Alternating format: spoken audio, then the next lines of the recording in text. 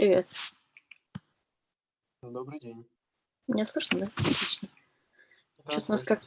как-то нас маловато. Подождем, наверное, пару минут, может, так дойдет всё-таки.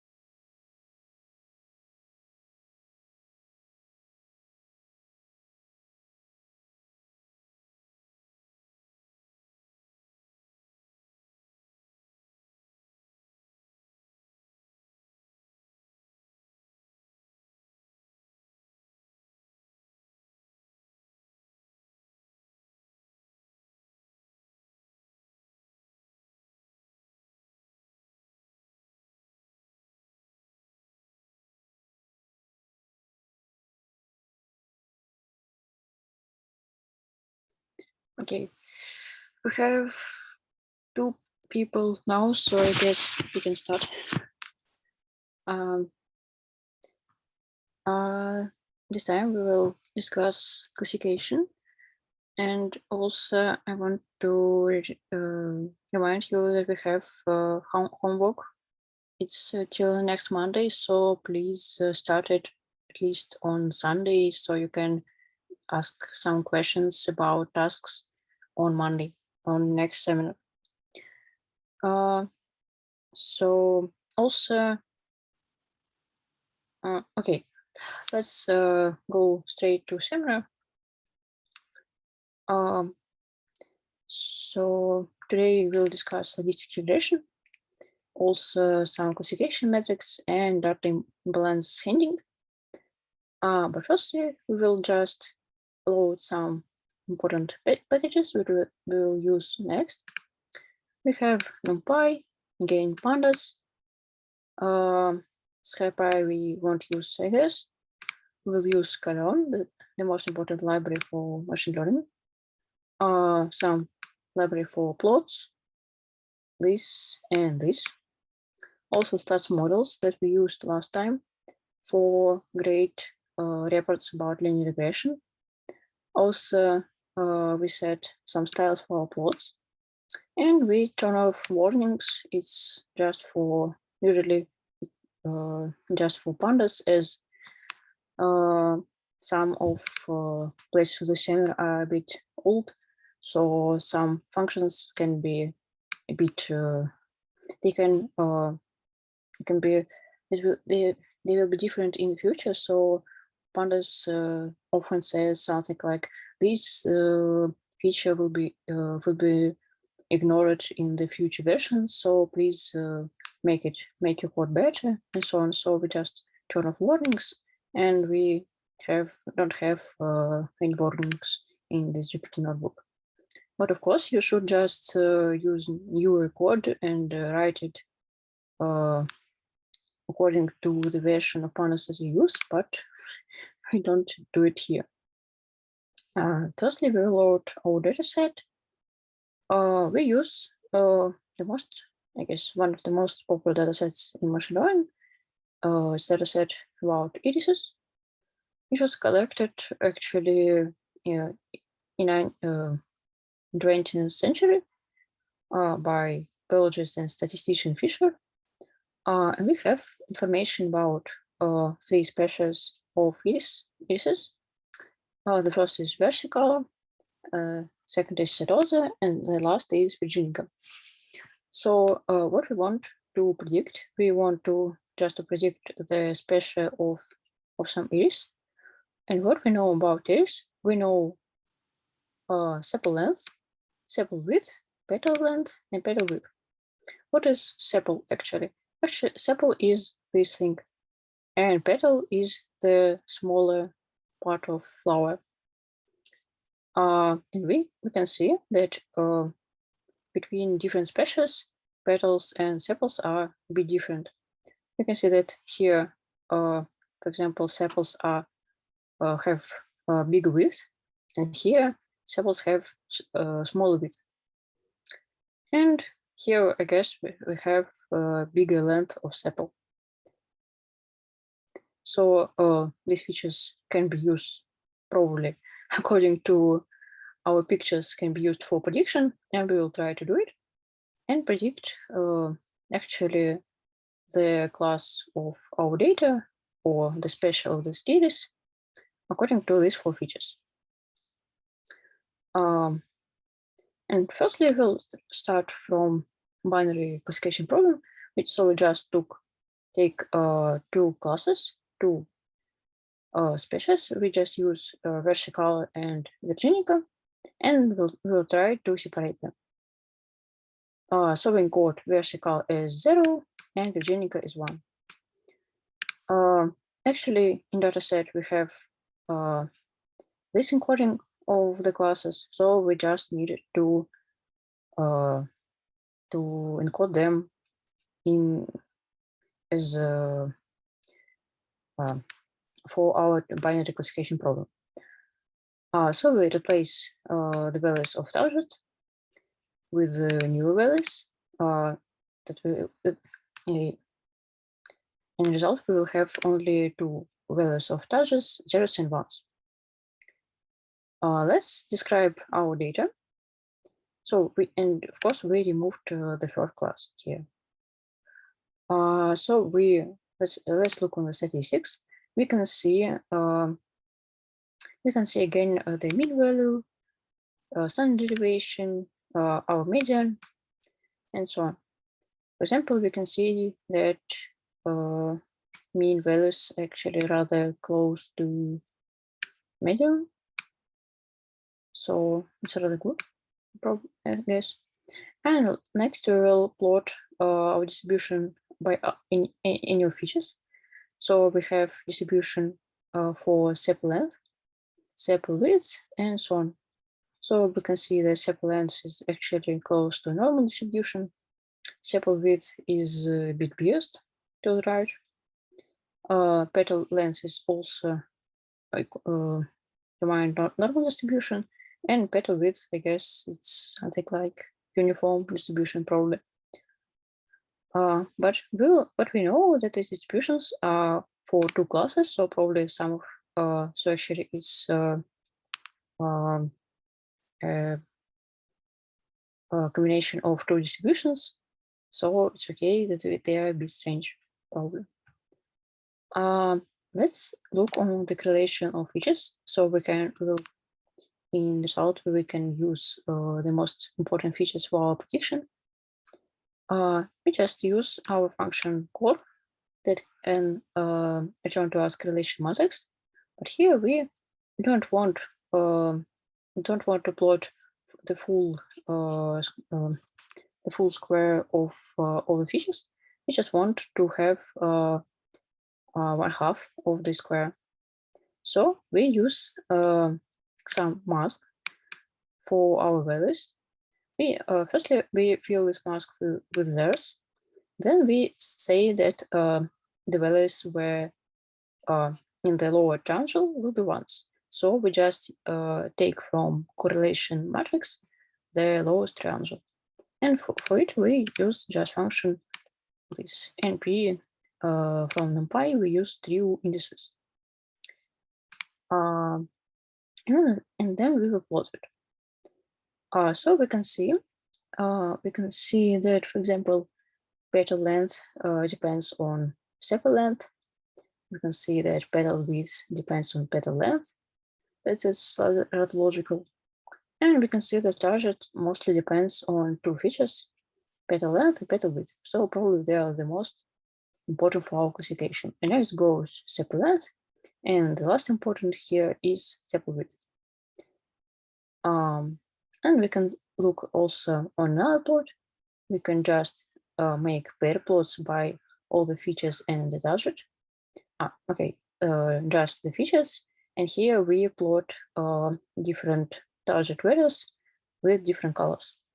So we can see that the orange ones are the first class, and the blue ones are the zero class. And we can see, for example, that by sepal width and sepal length here, we can't, it's hard to separate the classes, as we have a mix of values here, a mix of points here, blue and orange. And for example, if we take petal length and sepal length, it's much easier to separate them by some border. Also, we can take sepal length and petal width. It's not so accurate, but also we can separate them by these features. And so we can see that some features are more useful for our classification and some of them not. And again, we can see that sepal width can be not so good for our classification, and probably other three will be better. We can also look on violin plots. It's like the same as box plots that we used in previous times. And these box plots are here, these black ones and small. We can see the white point here is the median. We can see also quantities, these endings of this box plot. And also whiskers, we can see they're the same as this. And also we can see this strange area that is colored. It's actually just probability density. So we can see that the most probability density is here, and the lowest values are here. And also for the first class, we can see that in box plot there is some point that is rather far from the most of the values, and we can see that there is small, very thin, but actually non-zero probability density. So I guess it's also useful plots in practice, and probably and sometimes they are better to understanding what is going on with your data than box plots. Then let's go to our regression. Firstly, we just calculate the rank of our matrix. As we remember, for regression, it's better to use non-linear dependent features. So as we see here, rank is 4, so it's the same as the number of features. So all the features are not linear dependent. So it's very good for our regression method. And we'll use logistic regression. We use it from static models. And we use function logic, adjust logistic regression. And then we have some predictions, and we have our accuracy score. Accuracy score is just the proportion of our true predictions to all the objects. Here we have also it's rather strange that we use prediction. Here we fill prediction classes with firstly with ones, and then we say that the places where predictions from our model are less than half, and we say that they are zeros. Actually, I guess that in most times people just say that they fill some variable with zeros, and then they say that some in places where predictions are greater than the half, then they fill these places with ones. But actually, I guess you can use it like this also. Why not? And if you use the same model from Scalone, I guess it's more popular approach. We can use here again logistic regression.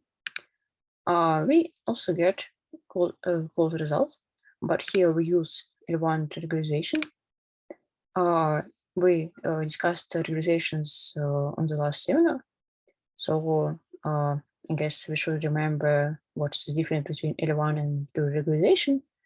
In L1 regularization, we just add penalty using the first norm, and in L2 regularization, we use the second norm for this penalty for weights. So it actually means that we in L1 regularization we add some of absolute values of weights, and in L2 regularization we add sum of squares of weights as our penalty. And we can see that using L2 regularization we get a bit better result than with L1 regularization. So I guess probably we just means that we should use in our model all the 4 features as in L1 regularization. And as L1 regularization can make some of coefficients of the features. They can make coefficients of some features 0. And L2 regularization just makes them smaller with the process of regularization. So probably it means that we should use all the features, but some of the features can be not so important than other. Also, we can use some, we can choose another solvers for logistic regression. It just means it's just the type of optimization. So we can use something like Newton CG, SEG, and SAGA, and so on. And we can see that they return actually different results. But actually it means, but actually the results are very similar as they are the same. They are very close methods, but it's just different method of optimization. And depending on the size of your data set, some of them are better and some of them are not so good. Also, some of them are better for multi-class regression, but we don't discuss it here for now. If you want, you always can go to documentation of logistic regression. You can see here all the parameters.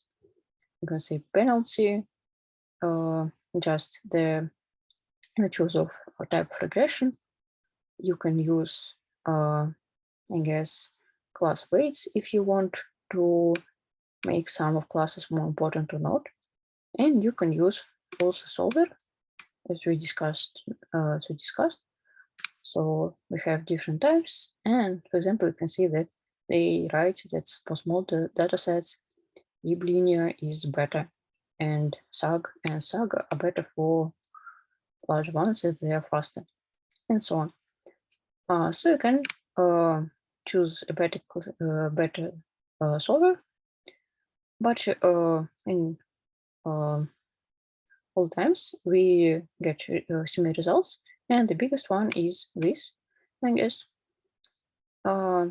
So like this. And let's also plot decision boundaries for pairs of features. So just take two features and try to draw our border. So we just use logistic regression on 2 features. And here we can see, for example, sepal width and sepal length, and we run logistic regression on them. We try them to separate, but it's rather hard.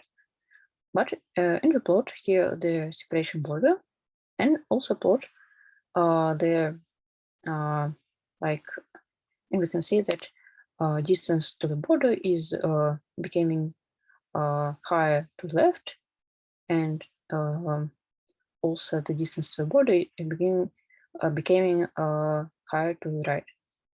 So this became more blue ones and this more red ones. And here the values that are rather close to the border that are hard for us to separate.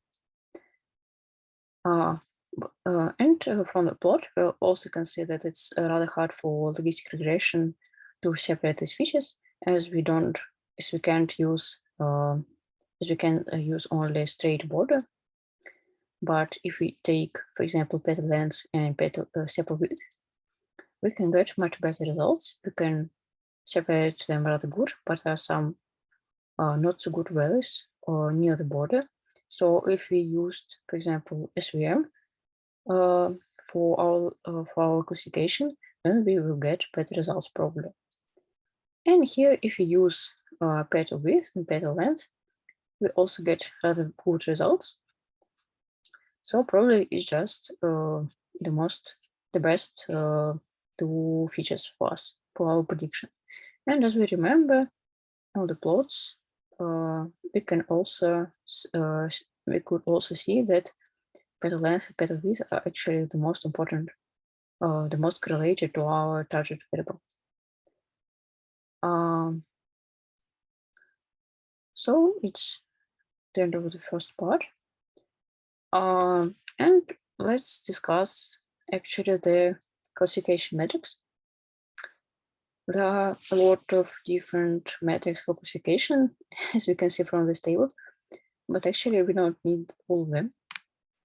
Actually, I guess we need only, at first we need this part, this table, and then we use, I guess, this thing, accuracy, that we used for, that we calculated for our regression.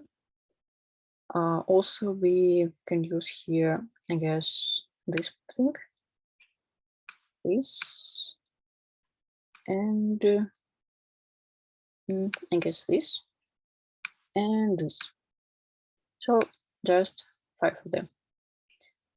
Not so bad. Let's discuss what is going here. We can say that we have some true values of our targets. So it's like what we have in our data set.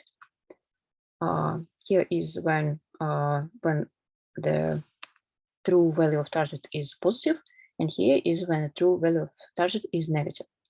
And here is our prediction. So if we predicted some target as positive, they lays here. If we predicted some target as negative, they lays here, there. If we predicted correctly positive values, it's true positive. If we predicted something as positive, but it's not like this, it's false positive, it's type 1 error. And if we predicted something as negative, but it's actually positive, it's false negative. In opposite, if we predicted something like negative target and condition is actually also negative, so it means it's true negative. So what is accuracy actually? Accuracy is just when we take all the positive values, all the true predictions. So we take this and this, and we calculate and we divide them by divide them by the number of all the values. So here we can see that it's true positive plus true negative and divide by total population. So it's a very easy thing. And sometimes we also can calculate some other metrics, for example, true positive rate and false positive rate. It's just, the first one is just a proportion of the true predictions, and false positive rate is actually proportion of the false alarms. So how we calculate them? We say that we use true positive, divide them by all the values that we have in the left part of the table. So we divide them to positive, we divide by sum of true positive and false negative. So it's actually probability of detection positive touches as positive. And false positive rate is actually probability of false alarms. So it means we calculate the proportion of false positive among all the negative, among the all true negative values. So it's just a proportion of, so if we just calculate when we say that something is positive, and it's not true. And these metrics are often used in pair. So we can say something about the left part of the table and the right part of the table. And also, another thing we can do, we can use, we can say that true positive rate is not, we can name true positive rate as recall and use this thing in pair with precision. It also named as positive predictive value, but I guess nobody named it like this. Most people name it like precision, and it's actually the proportion of true positive values among all our predictions as positive values. So it's like this. And if we take precision and take recall or true positive rate, we can say something about this part of our table and this part of our table. So if we use two metrics, we can describe most of the table, and we can say that our result, we can say anything about all of our 4 results, like true positive, false positive, true negative, and false negative. But of course, you can see in practice that sometimes it's easier just to plot this table with these 4 values and not just calculate this matrix as recall and precision. And actually, if you use multi-class regression, if you have, for example, 3 classes or more, you can just plot this table, and you will see in which classes your predictions are wrong. And also, what you can do, we can use F1 score. It's a metric that calculates both recall and precision and try to balance them. So it's like this. It uses recall and precision here. So we say that this metric shows some information about all the table. So it's a bit better than just accuracy, for example, since accuracy say something. Okay, accuracy is also a rather good metric, but if you have unbalanced classes, it can be not so good, but we'll discuss it later.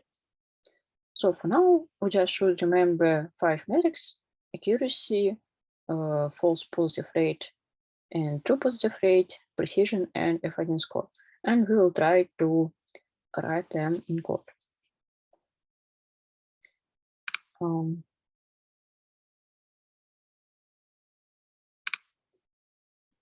So firstly, we will try to calculate the accuracy score. So what we want to do, we just need the proportion of our true predictions. So we just check where we have the same predictions and target values, calculate the number of them, and divide them by all of our samples. And we have this value that we saw here, for example. Then we can calculate some other metrics, for example, prevalence. Prevalence is actually also rather important, but it's actually not, usually people name it not like prevalence, it's just a ratio of classes. So we calculate the ratio of, here we calculate the ratio of class 1 among all objects. So we calculate the number of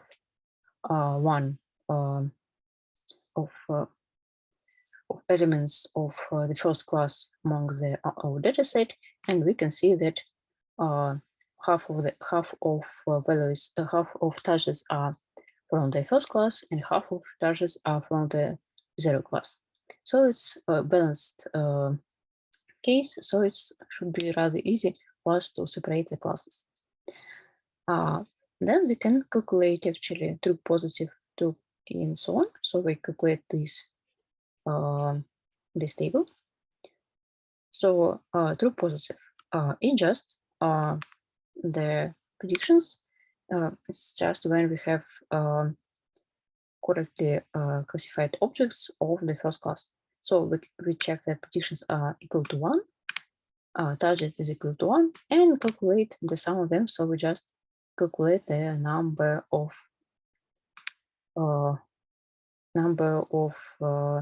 objects where this condition is true. So we can see this our true positive is equal to this value. Then we calculate true negative. It's the opposite thing of what we do the last time. So we check where predictions are equal to 0 and our target is equal to 0, and calculate the number and get to the value. And then we calculate other two. We calculate false positives. So it's when the true value is 0 and our prediction was 1. And we can see that actually there are three objects for which we said that they are from the first class, but it's not true. And also for we can see false negatives.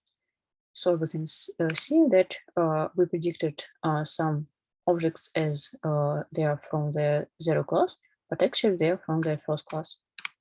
So our prediction is rather good. We have only 4 objects for which we said that something is we said something wrong.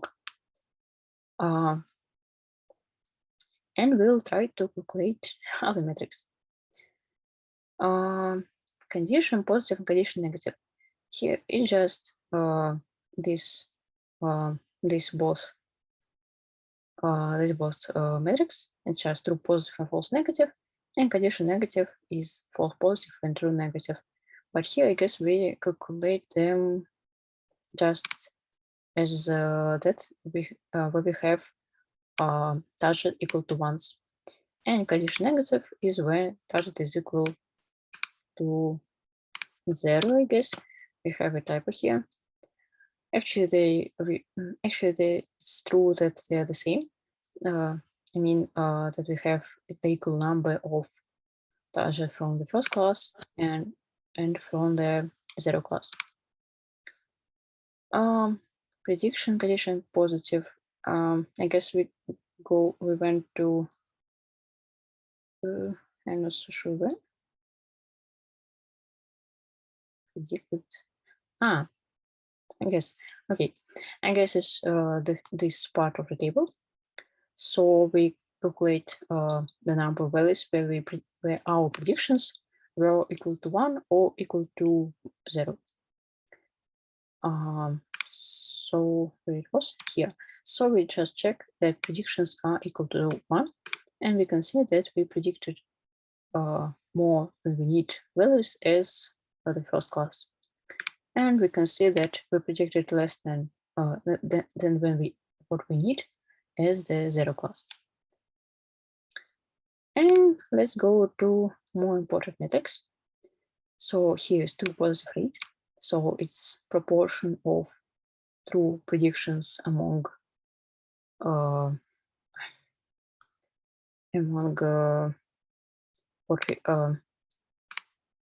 among two ones.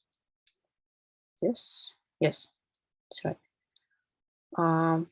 So we just divide our true positive value by all the positive targets. We just don't need it for now. Let's go straight to false positive rate. So here is a probability of false alarms. So it means we divide false positive to all the values for which targets are negative, and we have this value. Also, we can see here precision. Precision is just probability of true positive values among that values for which we predicted first class. So we have this value, and we remember that true positive rate is the same as recall. And we have some other metrics. We can we don't actually, I don't think they are widely used in practice, so we just won't look at them for now. And let's go to F-score. It's like this. Actually, in the table, we saw a bit different formula, but if you make some transformations, you will see that this formula is actually similar to this one. So actually, F score is just a metric that shows the balance between precision and recall. So if precision is big and recall is small, we will see not so big values of F1 score. But in our case, what we have precision recall. Let's go and look for them. We can see the precision is rather big, like this, and our true positive rate or recall is also rather big. So our F1 score should be also big. Let's look. We can see it's like this. So it's also rather big. So the score shows at the same time both things, precision and recall. And we can do more interesting thing. We can just not say that we calculate the balance between precision and recall. We can say that it's more important for us to look on precision or on recall. So we add here some parameter beta, and if we set the beta to value that is greater than 1, it means that we divide on a big value near precision. So our recall will be more important in so if recall is big, then F1 score, F beta score will be also big. And if beta is less than 1, then we will divide on smaller value here, and our precision will be more important for our F score.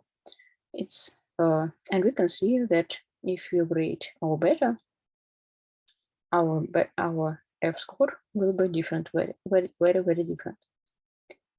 And if you remember, if we look again on our values of precision, it's like this, and taper or goes like this. So we can see that actually F score goes from value of precision and to the value that was in our recall. And if beta is small, then precision is more important. And if beta is greater, then recall is more important. It's actually, I think it's not so easy to understand it from the formula. So we can look on the plot, I guess. Oh, cool. So if we use just simple thing, if we use this formula, we have a balance between precision and recall. So if you plot it, we can get this plot. So it's a 3D plot. We can see that F measure depends on two two variables, recall and precision. And we can see that this plot is symmetrical. So if you have big values on recall, it's not enough to get a big value on F measure. So we need for big F measure, we need both big recall and precision. So the biggest values are here. And if we go, for example, with big recall like this, we can see that if we have small precision, we will go just here. So F measure will be not so great. So if we have this balanced score, is also named F1 score, we try to use our F measure to understand when we have both precision and recall very big. But actually, in practice, actually why we need sometimes to look more on precision or look more on recall. Let's go back to our table. So our precision is actually more about how good are our predictions, and our recall is actually more about how full our predictions are. So it means that if we want to, if our recall is big, it means that all the samples for which the condition is true, we predict them as true. So if you want to predict, if you just don't want to lose some predictions, we should choose recall.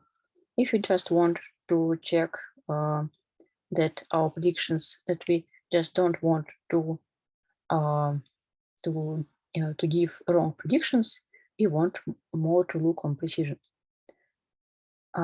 So to do it, we can look on precision and recall, or we can use not balanced F measure with this beta. And we'll see what we get if we have beta equal to this value. Actually, this we can see that if beta is equal to 1, then it's the same as this thing. And if beta is less than 1, like in this example, we can see that if you have big precision, then the value of F measure would be also very big. And if we if beta is bigger than 1, then we can see steep growth of F measure here. So if you have big recall, then F measure also will be big. So recall is more important here, and precision is more important here. So let's go back. Where it was here. Okay. And then let's go to another important metric. It's ROC curve and ROC log. Next, I'm not sure why we lost here some pictures, but actually ROC curve looks like this. It's just some simple plot, and so ROC is just a line on this plot, and it's actually a plot for true positive rate and for false positive rate. For ideal classification, we want to have a high true positive rate as its proportion of true positives, and we want very low false positive rate. So our false positive will be there would be not so much false positive values. So ideally we want to get to this point, but actually it's hard to do it, and we will get some points, for example here, or not, or maybe even here, for example. We can look on another picture, I guess will be more easy to understand. I guess this. So again, we have true positive rate and false positive rate. So the more we have proportion of positive of right positive predictions, the more we go to this direction, to the up. And if you have the more lower number of false positive predictions, we will go to the left. So in ideal for perfect classifier, we will get to this point. And if we get not so good values, we will get to some of these points, or this and this. So our curve is just this, for example, blue line. For not so for a bit not so good classifier, we'll get this line, and for the most bad classifier, we will get this right line. So we can stated this random classifier. So if we just randomly say that that our predictions are 0 or 1, then we have then our ROC curve will be like this, and it means that it's very bad. And also sometimes you will see that ROC curve is in this part. It means that actually our classifier predicts zeros as ones and ones and zeros. It just means that we need to make the opposite predictions of what we had, and then from the ROC curve in this part we'll get, for example, to this part. So our classifier will be very, very good probably. So actually, how we get this curve? Firstly, we will say just one thing, that area under this ROC curve, so it just all this area just very close to square of this rectangle. So it will be 1 if it's filled with if all this rectangle will be filled, it means that it will be 1. And if we have random classifier, we just have 1/2 of this rectangle, and it means that our ROC will be equal to half of 1.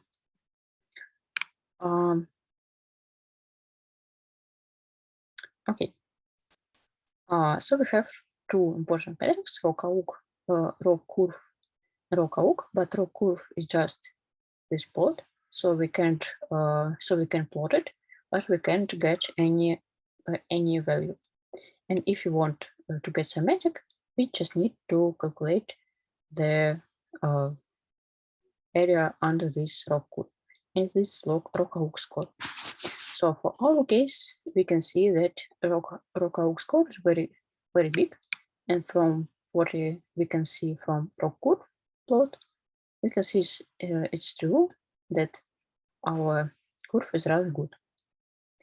So let's discuss how to actually plot this ROC curve. Okay, I guess it's a good example. So what we do here, we just we get our examples. So we have here 20 examples. We have true here are our targets. So we can say that, for example, first example is positive, second is also positive, and the third is negative, and so And also we have our prediction. We train our classifier. We get some score from it for each of sample. So we have, for example, for the first sample, we have very high score. For the third, not so much, and so on. So, and for the last score, for the last sample, we have very small score. So probably the samples from this part will go to they will go to the 0 class, and samples from this part will go to the first class.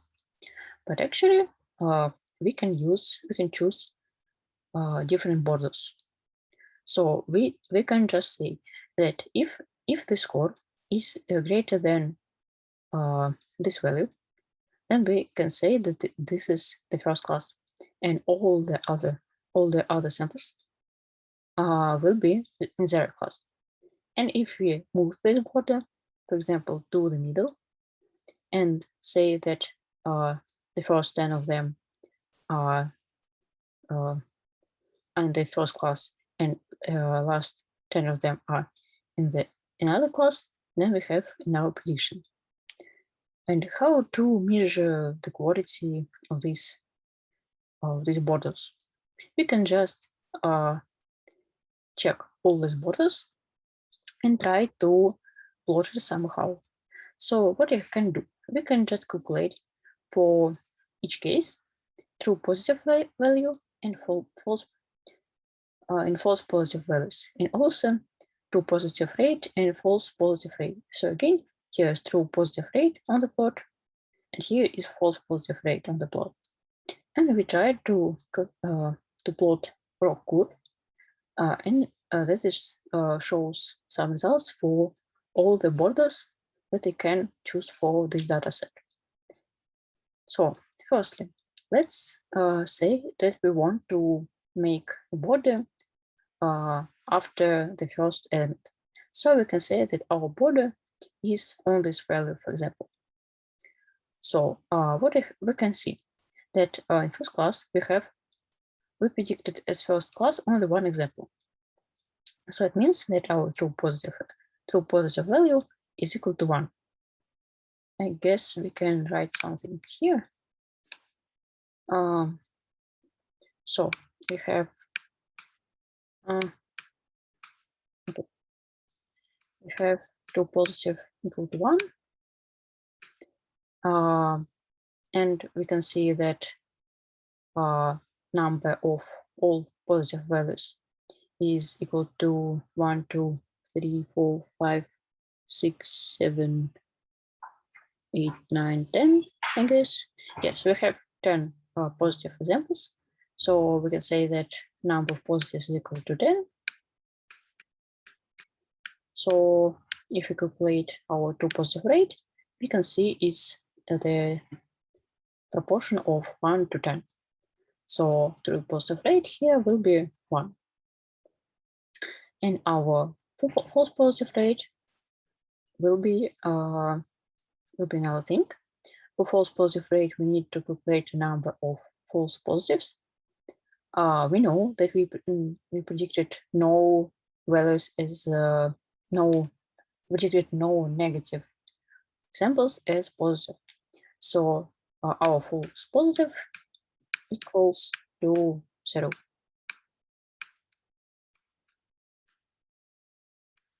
Cool.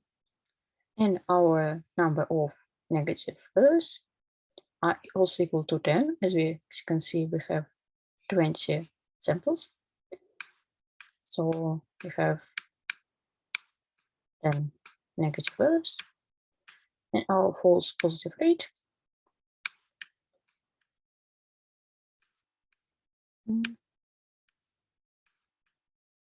sorry for my poor paging, but I guess it will be better. So we can see that our pair is here, false positive rate. We can see that false positive rate is equal to 0 divided by 10, so it's actually 0. And our true positive rate is equal to 1 divided by 10. So it's here. And we can see that if we choose border here, if we just say that no samples are predicted as the first class, and all the values predicted as 0 class, we will get 0 false true positive rate and 0 false positive rate. So it's this point. And if you go so then if you for example choose this border, if you say that our border is equal to this value, for example, we can see again that there are true values predicted as positive, so our true positive rate will be a bit greater.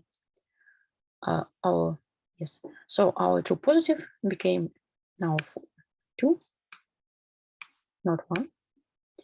Our number of positive values is the same, and we can see that our false positive are also the same, as we didn't predicted any negative samples as positive, so it's the same. So our false positive rate is the same, but true positive rate became a bit bigger. So our point will be here. So the same for paired and a bit greater taper true positive rate. And next, if we this time look on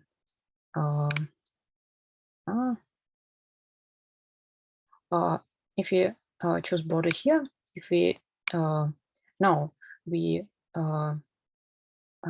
moved our border, and now one of negative samples will be marked as positive.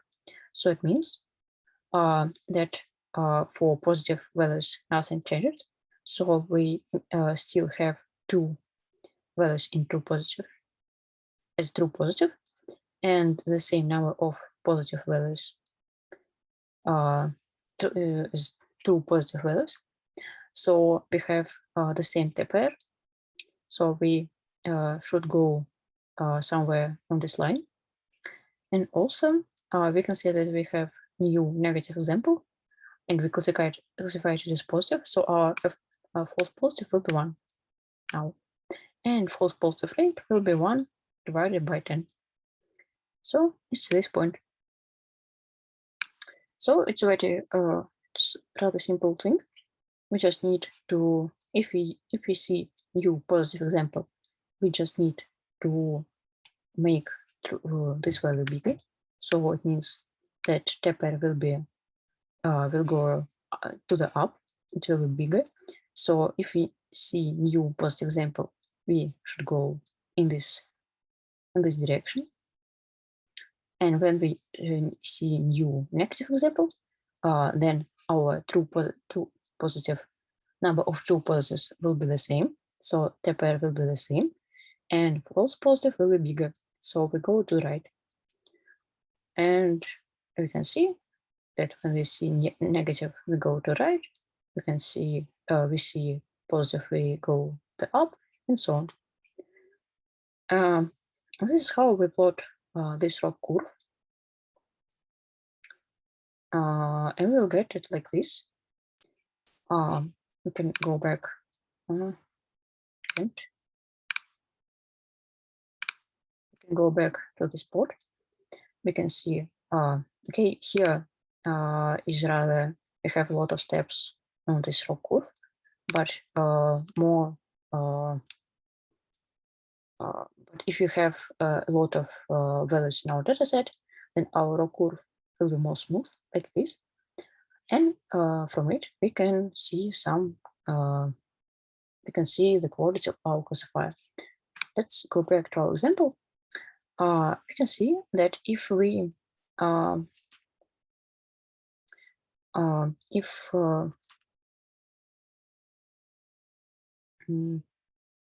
if we randomly predicted our classes, then we have at first positive values and negative values. and B, our positive and false, our positive and positive rate and false positive rate will be another this gray line. So our steps will be here. If we have random classifier, as we have as we have positive values, then negative values, and we have the same number of them. Okay, so and this is how we can interpret our results. So let's go back to our seminar. Next thing that we should discuss is handling imbalance in data. Actually, in our data set, we have the same number of all the classes.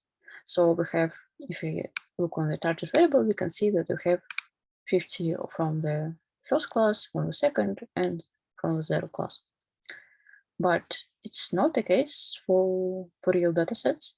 Actually, they are often imbalanced. So we have a smaller number of the first class, or bigger number of the 0 class, and so on. What we can do,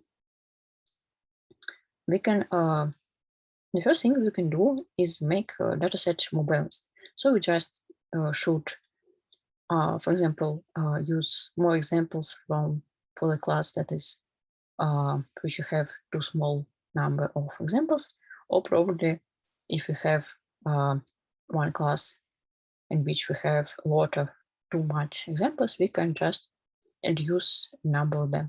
So when we don't use all the values from the most popular class, it's named undersampling. And oversampling, it's named that we try to make more values from the minority class.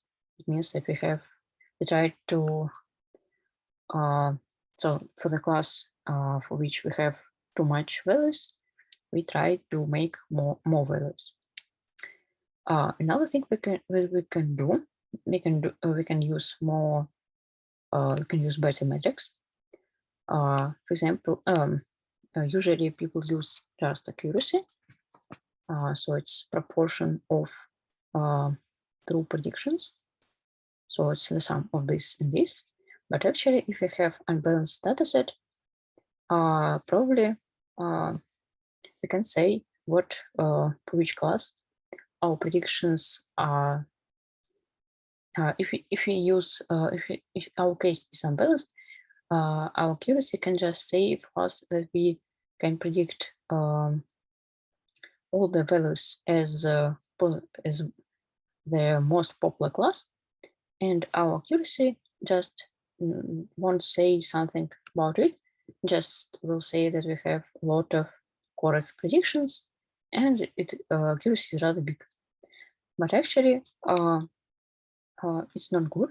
So we just need to look on other metrics. For example, F1 score. It's very good for unbalanced cases, as you can look both on precision for this part of the table and recall for this part of the table.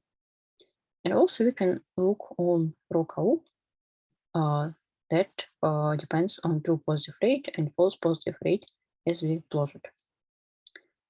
And of course, we can use just recall, precision, specificity, and so on, some other metrics that are from this table. And another thing that we can do, we can just say that we want to make different weights for our classes in our model. For example, for logistic regression, we have parameter class weight, and we can say that we want to have more weight on one of classes if it's not very represented in our dataset.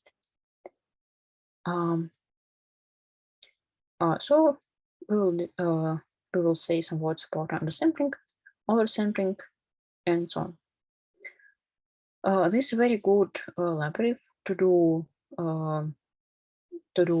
something with imbalanced classes. I guess this is something that in the recent versions of Scalon, this is something that can help with imbalanced dataset, but usually people just use library imbalon.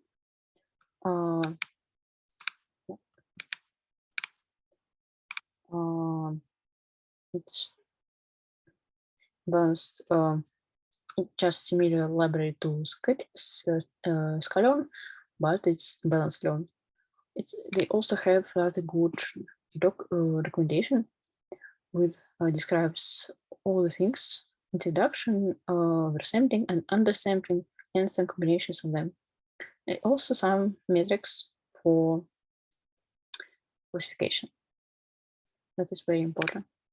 So you can use this library, and it will help us to fix the imbalanced datasets.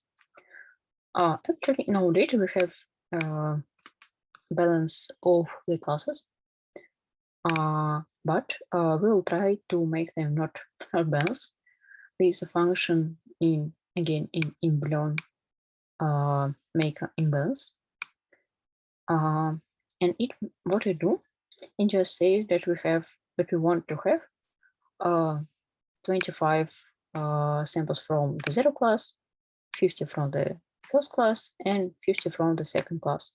And we had them the same. We had the same number of the samples, but now we will have not so much in the 0 class. So it's our case became imbalanced. So we again create our x3 and x test and so on with training test split function. We can see our values here. We can see that actually it's not like this as we write it here. Actually, it's just proportion of the values. So we can see that from 0 class, just 17 elements. Sorry, I guess it's just the values that went to training part. So we have the same number from the first and second class, and this number values from the 0 class. And the same thing in the test class, part. And then we will use some technique to make something with imbalanced case. We'll use function near miss from imbalance imbalon. I guess it's here. So it's undersampling method. And here we also use pipeline, a function that can use several things in some order. So firstly, we apply this function, then some normalization with standard scalar, and then logistic regression. So firstly, we use near miss for undersampling. It means that we try to make not so much values in majority class. Actually, we have 2 majority class, so we try to make not so much values in both of them. So how we can do it? There are different methods, but in near miss, we just say that from majority classes, we take these values that are closer to values from other classes. So if values from majority class somehow resemble values from minority class, it means that we need to use them for training our classification, as it's a more important case than when it's very too easy to separate majority class and minority class. And what we have, what results we will get? This imbalon use some can show for us some report. It's named classification report imbalanced. We can see some short names of all the metrics. It's actually precision, recall, specificity, F1 score, and some of them I'm not sure what are them, but they are more important for imbalance cases. And we can look, for example, on F1 score.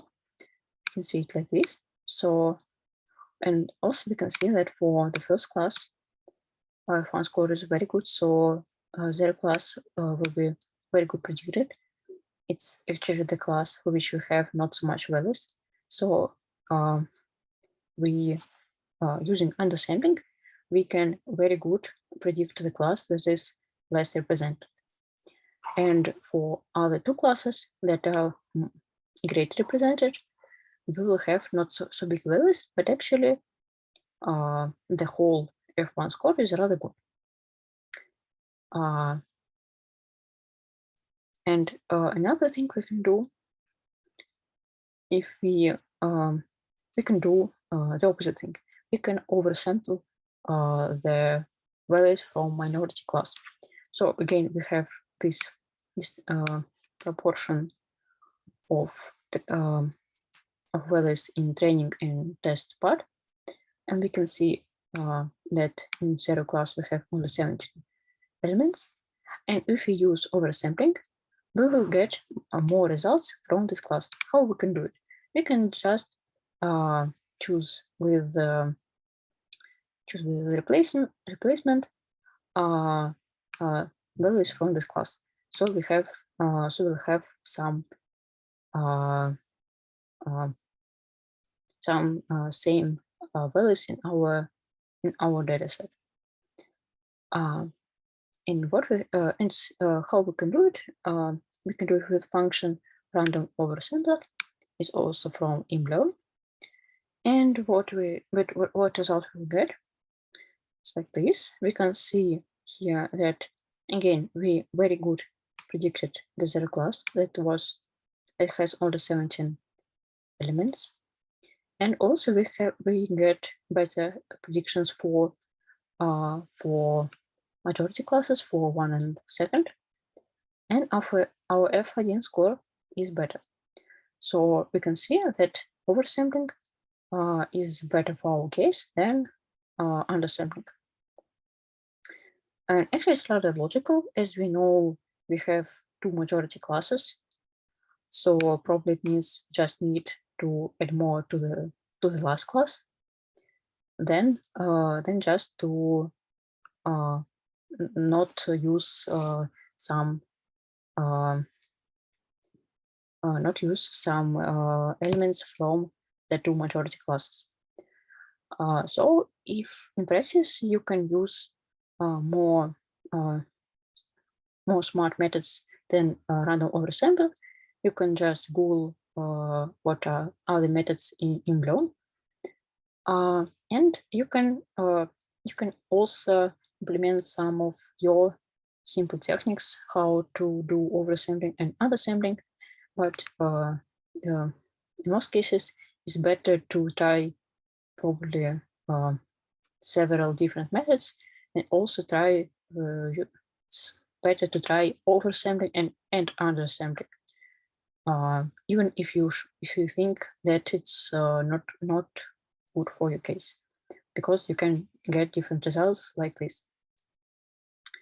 So I guess that's all for the seminar. If you have some questions, please ask them, and please look at your homework till next seminar.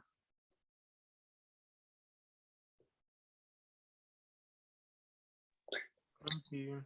Okay, goodbye. Спасибо большое, до свидания.